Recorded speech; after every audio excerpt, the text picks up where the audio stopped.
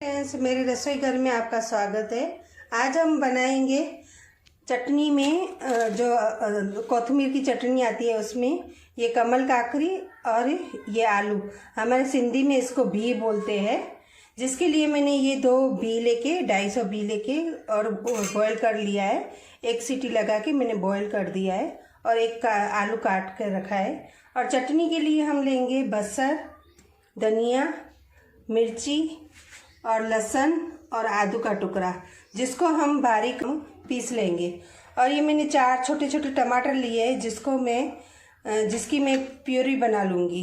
तो हम स्टार्ट करते हैं भी पटाटा बनाना। सबसे पहले 1 चम्मच हम ऑयल डाल देंगे और उसके बाद 1 चम्मच हल्दी डालेंगे। हल्दी डालने के बाद हम इसमें ये जो हमने बारीक चटनी पीसी है,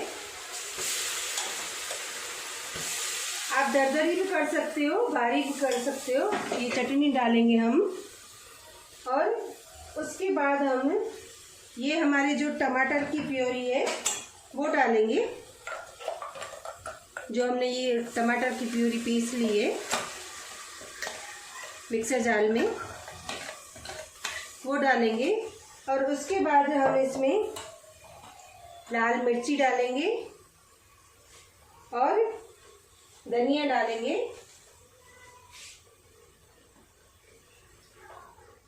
दो चम्मच धनिया डालेंगे, 1 चम्मच लाल मिर्ची।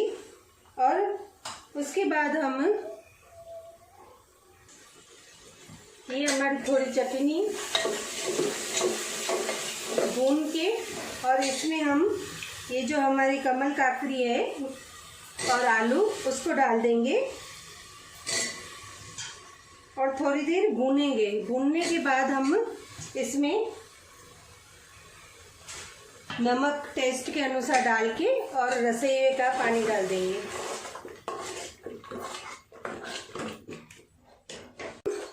ये हमारी थिकनेस रसोई के बराबर है। अभी थोड़ा सूखेगा, अभी हमको रोटी के साथ खानी है। और अभी हम इसमें ये नमक डाल देंगे टेस्ट के अनुसार।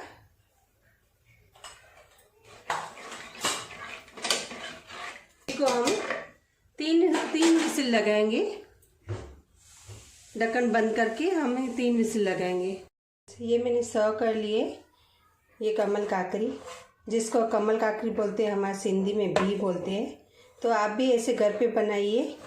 हम इसको सिंधी में बोलते हैं थूम में बिया पटाटा। तो आप भी ऐसे घर पे बनाइए थूम पटाटा और मुझे कमेंट बॉक्स में बताइए कैसी बनी है।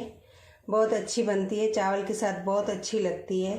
उम्मीद है आप लोगों को ये मेरी रेसिपी पसंद आई होगी। तो मेरे चैनल को लाइक और शेयर ज़रूर करना।